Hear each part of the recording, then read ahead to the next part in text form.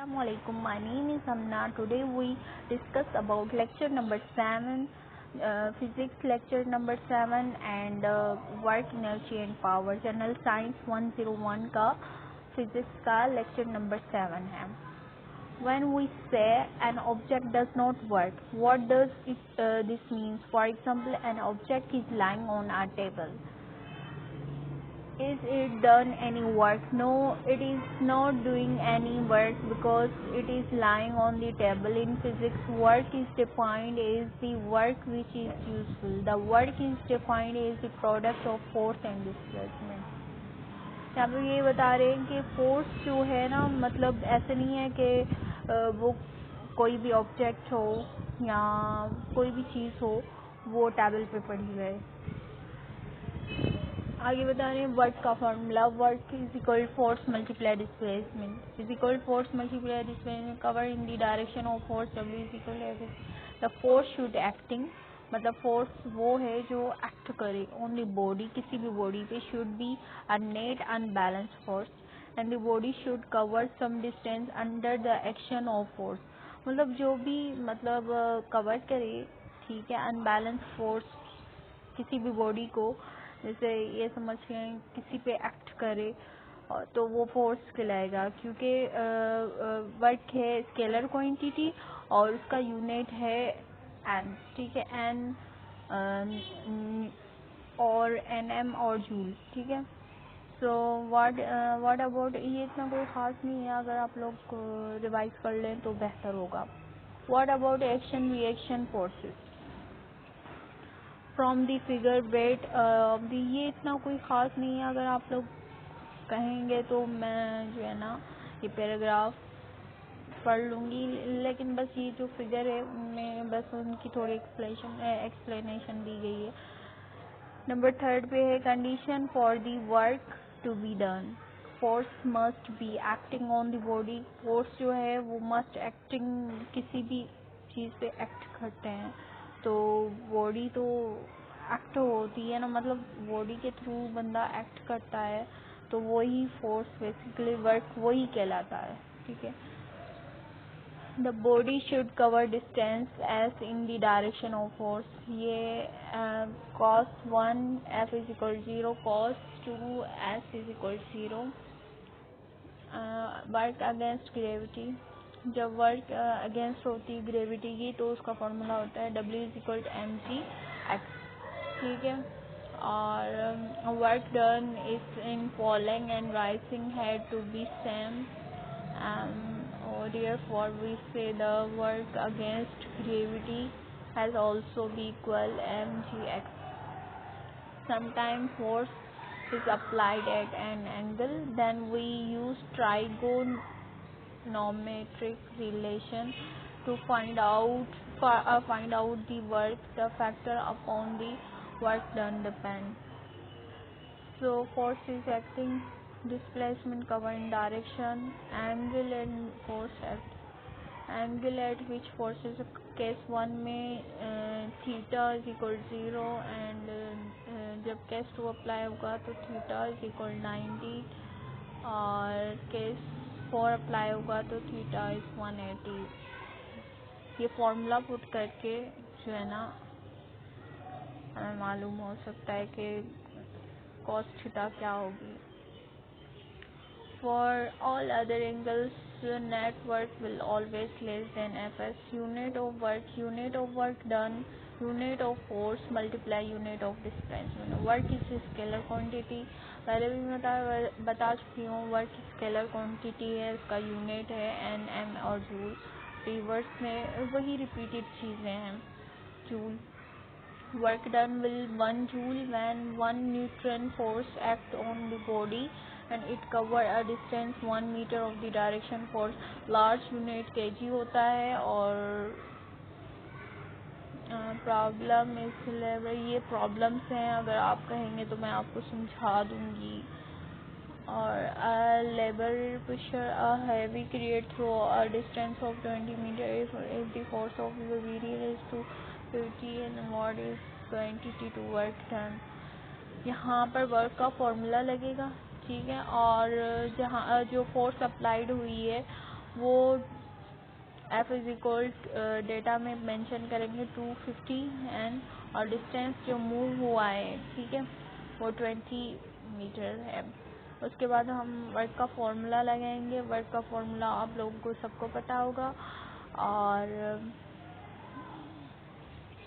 उसके बाद फॉर्मूले में पुट करके जो है ना फोर्स जो अप्लाइड हुई है 250 और डिस्टेंस मूव जो हुआ है, उन दोनों को मल्टीप्लाई करेंगे 5000 जूल आ जाएगा सॉल्यूशन में। ये इतना कोई power rate of doing work is power and work done per unit time is power. मतलब यहाँ पे बता रहे हैं कि पावर जो डूइंग वर्क है वो भी पावर है और work done per unit time is power. तो इसका formula P is equal W divided by T और T जो है टाइम को शो करता है और W वर्क डन को शो करता है। Power is a scalar quantity and each unit is what. If 1 joule of work is done in 1 second, ठीक है, 1 जूल है जो डन होता है वर्क, तो 1 सेकेंड में होता है, then the power is 1 watt. Larger unit होता है किलोवाट, ठीक है। और ये फिर से प्रॉब्लम आ गई है। A motor pumps 2000 kg of water in 1 hour, ठीक है। Then from a well to an overhead tank through distance of 50 m and find the power of a motor. मतलब फाइंड करनी है मोटर की पावर, ठीक है। तो यहाँ पर सिंपल सी पावर का फॉर्मूला लगेगा और फॉर्मूले में पुट करके जो है ना इजीली आप लोग आंसर निकाल सकते हैं। आप प्रीवियस भी मैं समझा के आई हूँ और अगर आप लोग को अलग से वीडियो चाहिए तो मैं अलग से भी वीडियो बना लूँगी, कोई मसला नहीं है। वीडियो लेंदी हो जाएगी इसलिए मैं इसको अगेन एक्सप्लेन नहीं कर रही। Energy is ability to do work. Energy की डेफिनेशन आप लोगों को पता है कि ability to do work, energy needed to do any type of work, ठीक है। एनर्जी को ज़रूरत होती है किसी भी वर्क की, किसी भी टाइप ऑफ वर्क की। एनर्जी एक स्केलर क्वांटिटी, इसका SI यूनिट है वर्क एंड जूल। और unit of work done is equal unit of what's multiply displacement. यहाँ पर भी यही बता लें लार्जर यूनिट्स कौन सा है। उसके बाद स्टार्ट होता है लेक्चर नंबर 8, फिजिक्स का लेक्चर नंबर 8 है वर्क एनर्जी एंड पावर 2। यहाँ पर भी एनर्जी की definition it is ability of a body to do work. Energy needed to do any type of work. Energy scalar quantities है। पिछले lecture में भी मैं बता के आई हूँ कि ये स्केलर क्वांटिटीज का SI unit work and joule है। और उसके बाद आता है लार्जर यूनिट, वही type of energy, kinetic energy, potential energy, chemical energy, heat energy, nuclear energy, solar energy, light energy and sound energy and electrical energy. तो kinetic energy सबसे पहले एक्सप्लेन करते हैं। तो काइनेटिक एनर्जी है ability to do work a body process due to its of state of motion, ठीक है। और पोटेंशियल एनर्जी वो एनर्जी होती है जो like ability to do work a body process due to its position or state। Potential energy further divided होती है दो में, gravitational potential energy and elastic potential energy में। उसके बाद आता है नीचे सारी डेफिनेशन मैं एक्सप्लेन करूँगी। पहले ये conversion of energy। Energy can be converted from one form to another form। ये मतलब कोई एनर्जी कन्वर्ट हो दूसरी एनर्जी में तो वो कन्वर्जन एनर्जी कहलाती। और कंजर्वेशन एनर्जी वो एनर्जी होती है जो law of conversion of energy. Energy can be neither created not destroyed और it can only be converted from one form to another form। ये ये होती है मतलब पहले law of conversation of energy can be neither create not destroyed और it can only be converted from one form to another form।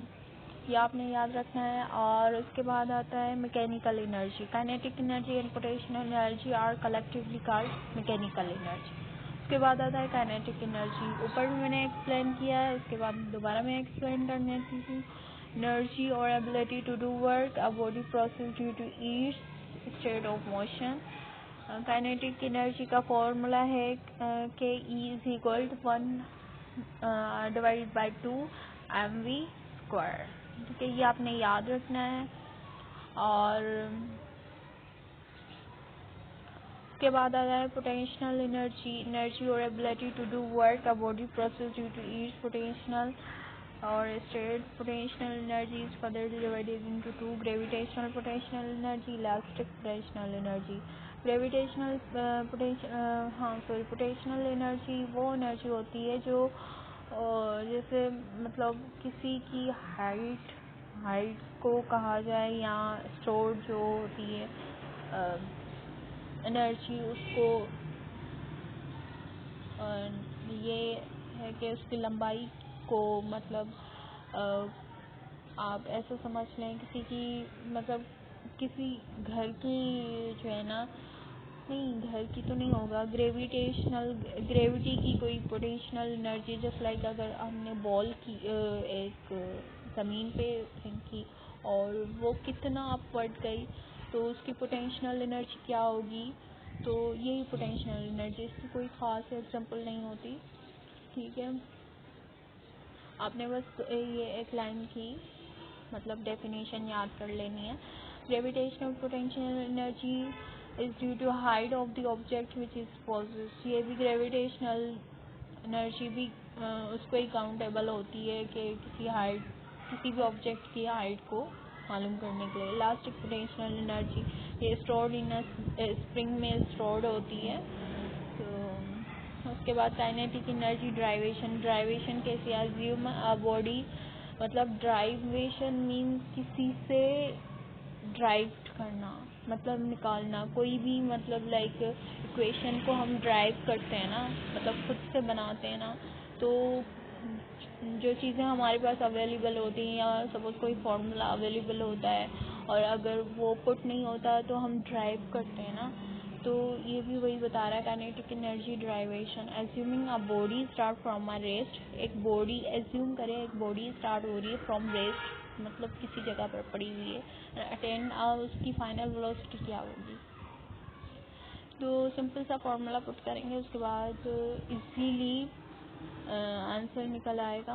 और ये मैंने सॉल्यूशन मतलब पहले भी करवा चुकी हूँ और दोबारा से इनके लिए जो है ना अलग से मैं वीडियो बनाऊँगी, क्योंकि इक्वेशन में बहुत ज़्यादा टाइम लग जाता है और इतना मतलब शॉर्ट वीडियोस बनाने वाले मतलब मोस्टली लोग शॉर्ट वीडियोस देखना पसंद करते हैं, लॉन्ग वीडियोस देखना नहीं पसंद करते।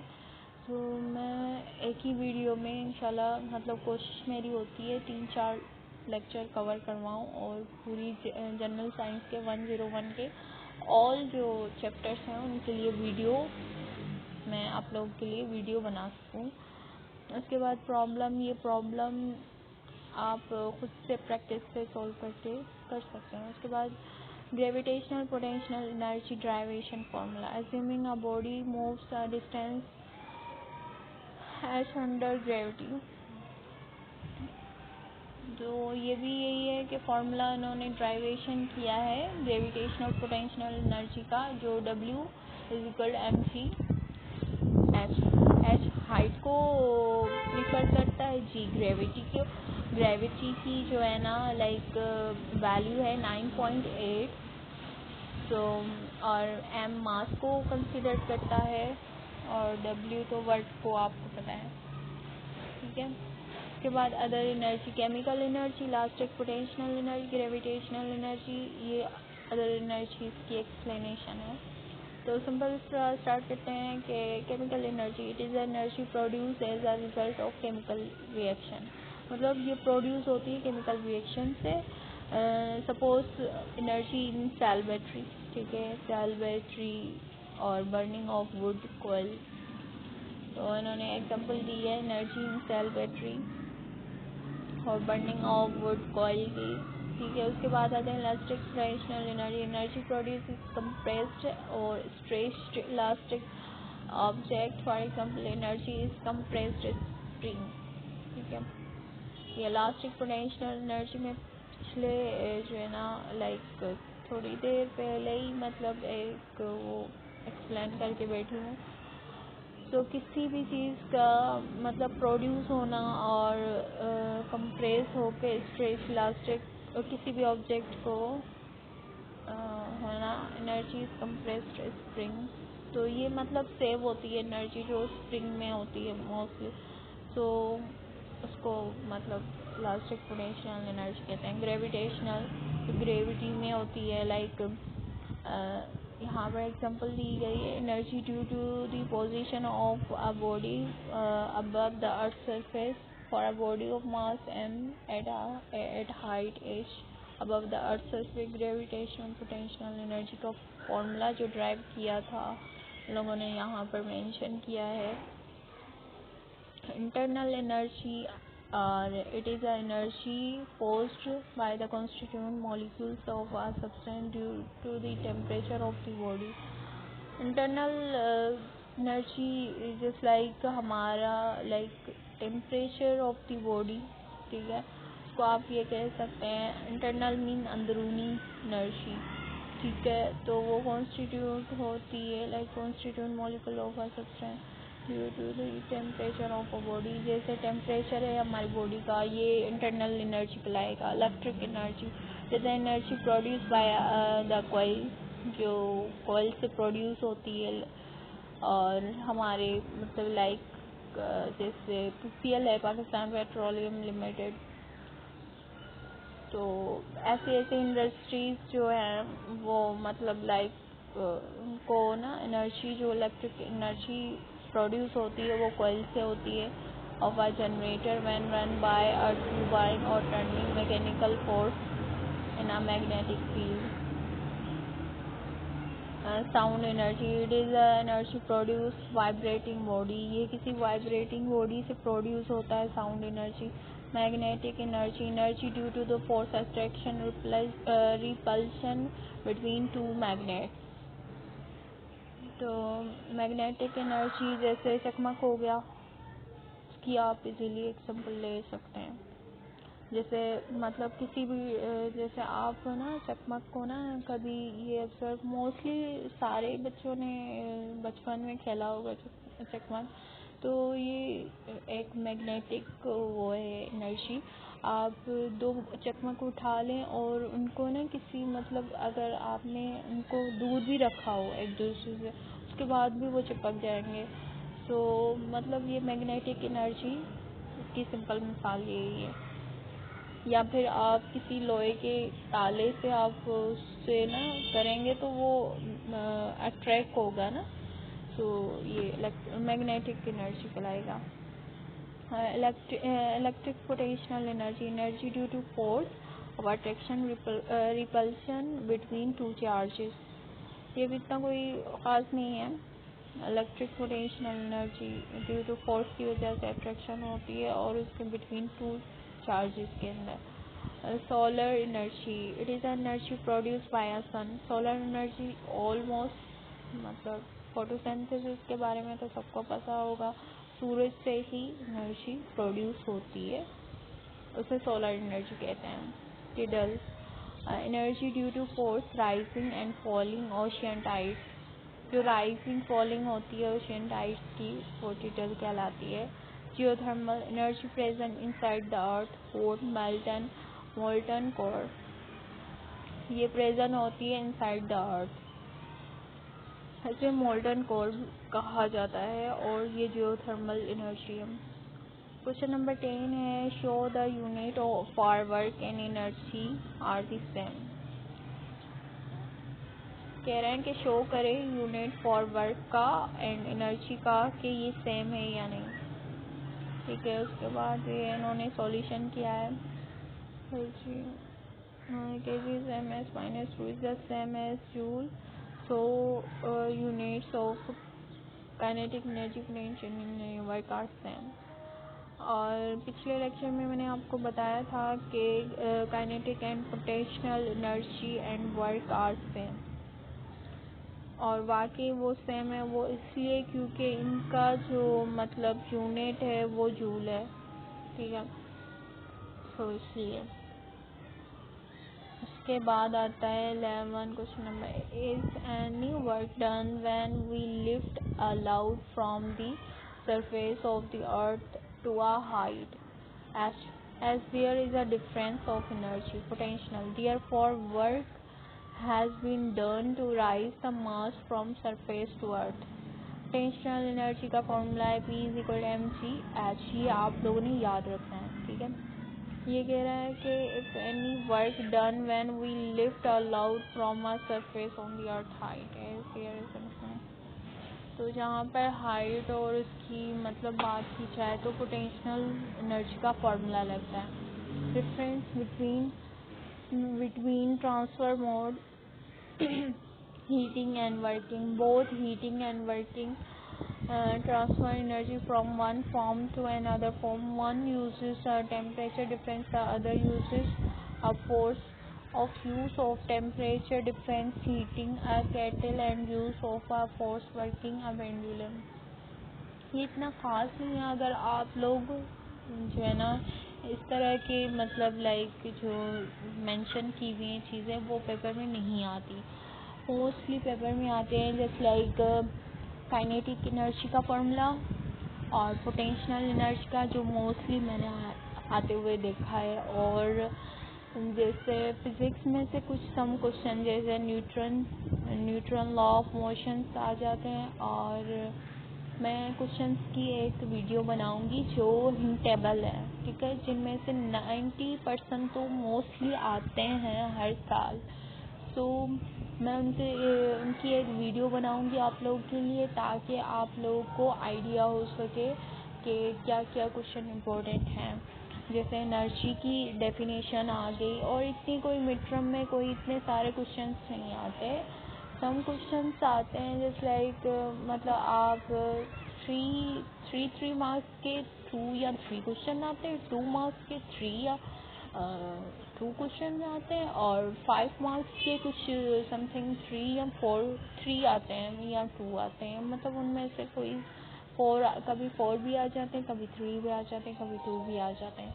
तो उनमें से कोई भी अगर 3 आते हैं तो उनमें से 2 करने पड़ते हैं, और जब 4 आते हैं तो 3 करने पड़ते हैं। इस तरह 1 की चॉइस मिल जाती है, ठीक है। और आई थिंक 3 मार्क्स वाले में भी 1 की चॉइस मिल जाती है। और बाकी तो आप लोगों को पता है MCQs होते हैं, तो आप लोगों ने MCQs ध्यान से करने हो और लॉन्ग क्वेश्चन पे ज़्यादा फोकस देना है। आपने दोनों लॉन्ग क्वेश्चन करने हैं ताकि आपको 5 मार्क्स अवेल हो सकें।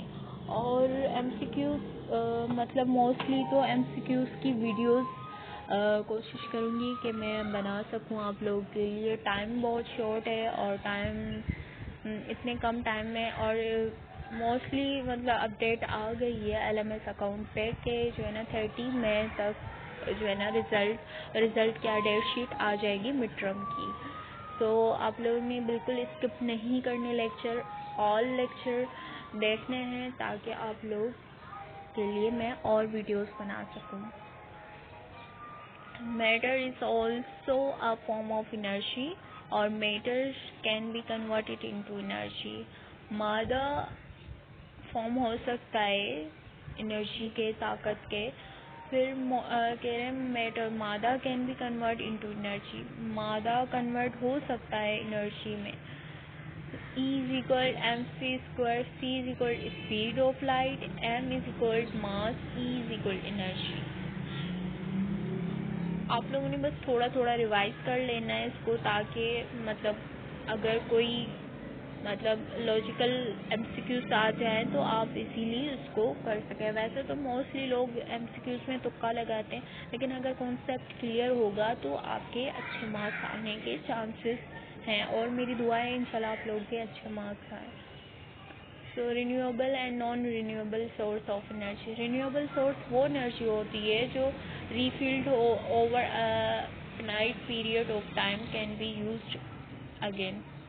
जैसे सोलर हो गया, हाइडल हो गया, टिडल हो गया, वेस्ट हो गया, रिचार्जेबल बैटरीज हो गई, etc. Source which become depleted when use oil,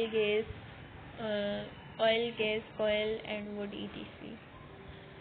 So renewable and non renewable की आप लोगों को कन्फ्यूजन दूर हो गई होगी, आई होप.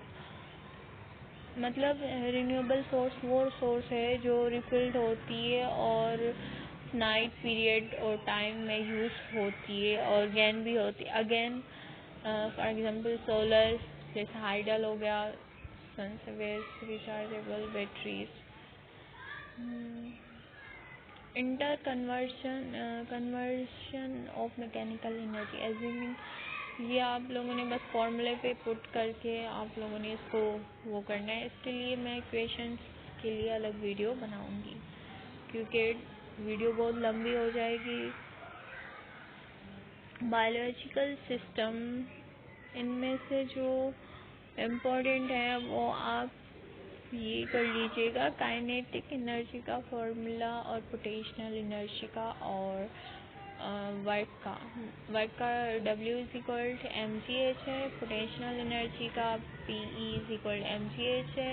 काइनेटिक एनर्जी का मतलब पोटेंशियल एनर्जी का और वर्क का सेम फॉर्मूला है, ठीक है. और टिडल एनर्जी का भी सेम फॉर्मूला है, mgh. ये आप लोगों ने तीनों, जहाँ टिडल एनर्जी या वर्क या पोटेंशियल एनर्जी की बात की जाए वहाँ पर आप लोगों ने समझ जाना है mgh. एक फॉर्मूले से तीन मतलब आप जहन में अगर आपने जो है ना एक चीज़ याद कर ली ना तो आपको तीनों फार्मूले इजीली आ सकते हैं. काइनेटिक एनर्जी वो एनर्जी होती है जो मतलब किसी भी हाफ चीज़ की मालूमात आपको दे सके. उसके बाद आता है biological system also have energy converting system. You stand up, your seat causes an increase in your gravitational potential. You should up your seat causes an increase in your gravitational potential. ये इतना कोई ख़ास नहीं है. इनमें कोई चीज़ अगर ख़ास होती तो मैं आपको बता देती. इसमें कोई ऐसी खास ये क्वेश्चन है. What type of energy is store, कौन सी एनर्जी स्टोर्ड होती. Compressive spring, elastic potential energy. पिछले जो है ना सम सेकंड्स पहले मैं एक्सप्लेन कर चुकी हूँ कि समर में नहीं, स्प्रिंग में इलास्टिक पोटेंशियल एनर्जी स्टोर्ड होती है, ठीक है. Moving body kinetic energy. Falling water in hydro electric. Hot cup of T thermal और हीट एनर्जी, जिससे हम हॉट कप ऑफ कॉफ़ी, ठीक है. ये मतलब एनर्जी स्टोर्ड होती है इनकी. जैसे हम चाय का एक कप या कॉफ़ी का एक कप लेके आए तो मतलब वो कुछ देर तक गर्म रहता है, ठीक है. तो इनका मतलब ये है कि जो एनर्जी स्टोर्ड करें, ठीक है. और इसके बाद air moving west, wind energy हवा, current ring wire, electrical energy. तो ये जो सारी हैं मतलब ये स्टोर करती हैं एनर्जी को. आपसे क्वेश्चन आ सकता है which type of energy in stored which type of energy stored. तो compressed spring, elastical potential energy, moving body kinetic energy, ये आप लोगों ने याद कर लेना है. कैन वी क्रिएट और डिस्ट्रॉय एनर्जी. कौन सी एनर्जी क्रिएट होती है और डिस्ट्रॉय होती है. Energy can B neither be created nor destroyed, it can only be converted into another form. Energy neither be created मतलब वो नो डिस्ट्रॉयड नहीं होती, बस किसी और फॉर्म में आ जाती है. एनर्जी कभी भी डिस्ट्रॉय नहीं होती. Is there any work done during conversion of energy? If the energy conversion involves force, then work is done. If it is thermal exchange without change of volume, then work is not done as no force is involved. If energy conversion involves from force, then the work is done is thermal exchange without change of volume, then work is not done let's see for simple energy and power. Power can be defined as the rate of change of energy. Energy and power को define किया जाता है rate of change of energy. Power का formula है P is equal energy transfer, मतलब E second trigger divide by time second. ठीक है. उसके बाद पावर का फॉर्मूला याद कर लेना है, P is equal E upon divided by T. ठीक है. Unit of power is joule. ठीक है. और सेकेंड और वर्ड भी efficiency, input and output energy is called efficiency. और इसका फॉर्मूला है efficiency percentage is equal to efficiency output input divided by input और मल्टीप्लाई 100 से. इसका फॉर्मूला आपने ज़रूर याद करना है, ये मोस्टली पेपर में आता है.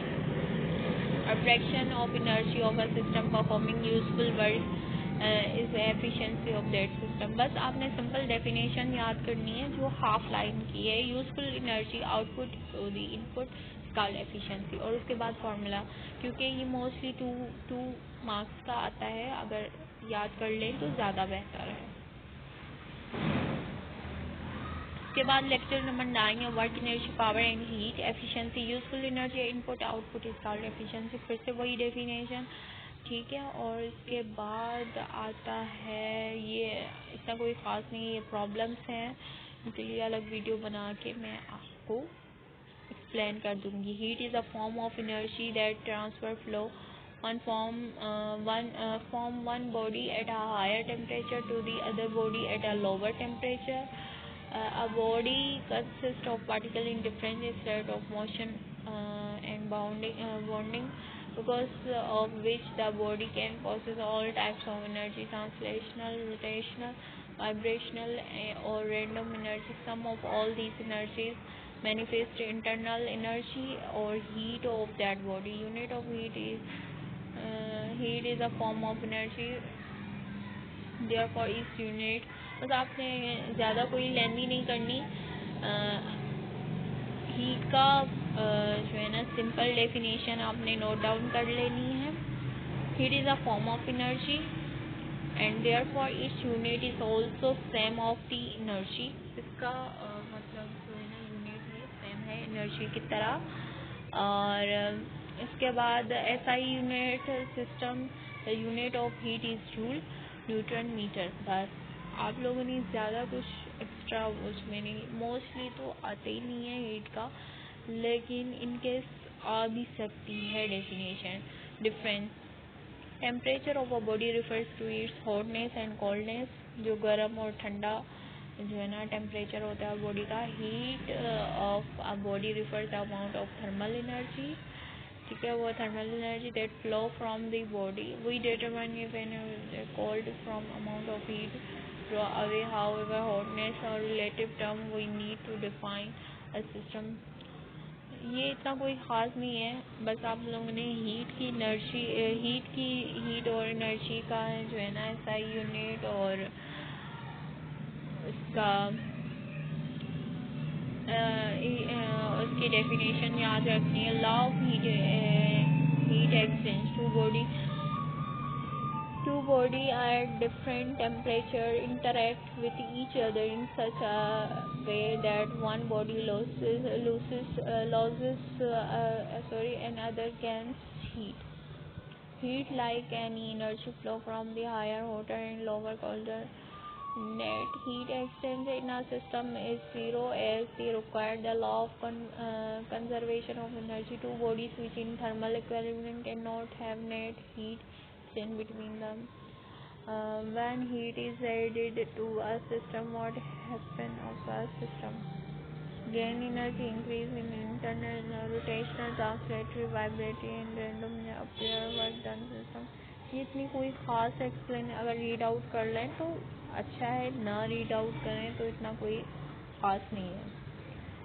Thermometry, the branch of physics. ये एक ब्रांच है फिज़िक्स की जो डील करता है मेजरमेंट और टेम्परेचर. ठीक है. थर्मोमीटर एक डिवाइस है जिससे हम इंटरनल बॉडी का जो टेम्परेचर है वो मालूम करने के लिए, हॉटनेस कोल्डनेस हम चेक करने के लिए यूज़ करते हैं. इसका SI यूनिट है टेम्परेचर का केल्विन, ठीक है।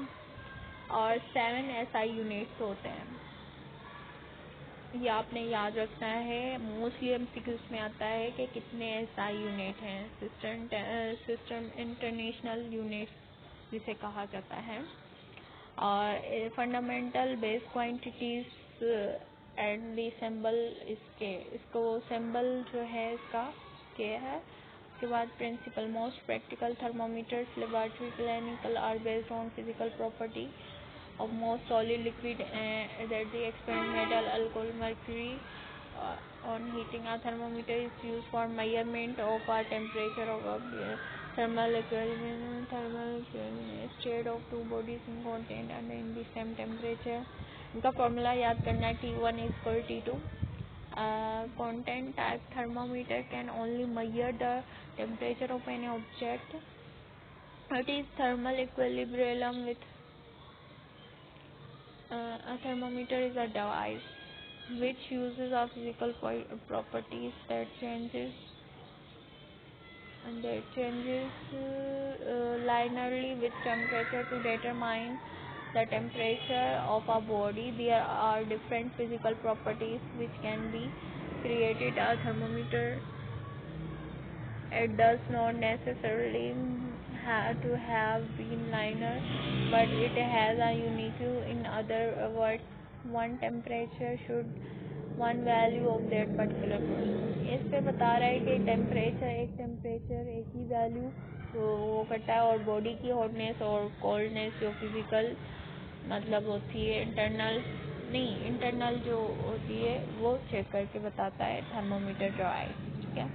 मोस्टली आप लोगों के घरों में अवेलेबल हो रहा। Physical properties that changes with temperature, temperature से जो फिजिकल चेंजेस आते हैं, volume of a fix mass of a liquid, pressure of a fix mass of a gas, resistance of a metal, voltage, EMF,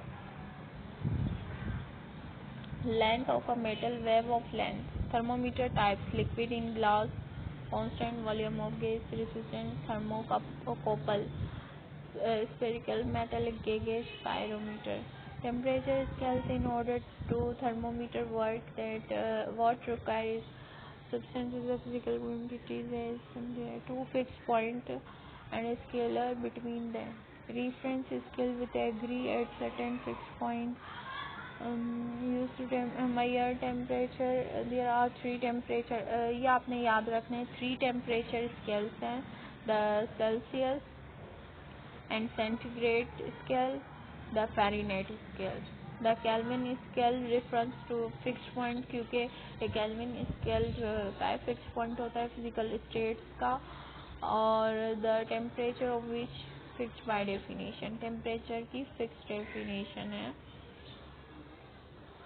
और ये आप लोगों ने याद रखना है, MCQs में मोस्टली आता है कि कितनी मतलब उसकी टेम्परेचर स्केल्स हैं, तो 3 हैं। नंबर 1 है द सेल्सियस, नंबर 2 है सेंटीग्रेड स्केल, नंबर 3 है फ़ारेनहाइट स्केल। ये देखें सेंटीग्रेड, फ़ारेनहाइट। उसके बाद other for many purpose, reproducibility is important. That is what the same thermometer gave the same reading for the same temperature or to replacement multiple. ये इतनी कोई खास नहीं, अगर रीड आउट कर लें तो बेहतर है। Working of liquid in glass thermometer. Mercury is filled in the bulb. Working of liquid in glass. आज के लिए इतना काफ़ी है, फिर नेक्स्ट वीडियो में मैं इसको कंटिन्यू करूँगी, क्योंकि ये बहुत बड़ी लंबी हो जाएगी वीडियो, और नेक्स्ट वीडियो में मैं आपको हाथ से यहाँ से एक्सप्लेन करूँगी। अल्लाह हाफिज़।